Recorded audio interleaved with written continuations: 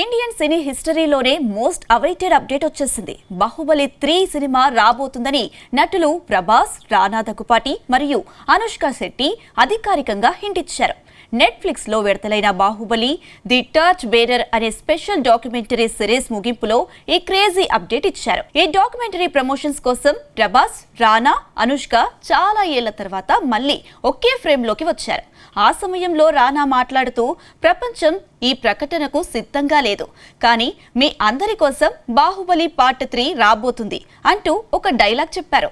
అదే సమయంలో పక్కనే కూర్చున్న ప్రభాస్ నవ్వుతూ తన చేతితో 3 అనే నెంబర్ను చూపించగా అనుష్క నవ్వేసింది. ఆ తర్వాత స్క్రీన్ పై and the legacy continue, Mahishmati ప్రస్థానం కొనసాగుతుంది అనే లైన్ పడింది. గతంలో RRR సినిమా ప్రమోషన్ సమయంలో కూడా దర్శక ధీరుడు SS రాజమౌళి మాట్లాడుతూ బాహుబలి ప్రపంచంలో ఇంకా చాలా కథలు మిగిలే ఉన్నాయని, భవిష్యత్తులో ఖచ్చితంగా బాహుబలి 3 తీసే అవకాశం ఉందని చెప్పారు. రాజమౌళి ప్రస్తుతం సూపర్ స్టార్ మహేష్ బాబుతో ఒక భారీ అడ్వెంచర్ యాక్షన్ సినిమా చేసే పనుల్లో బిజీగా ఉన్నారు.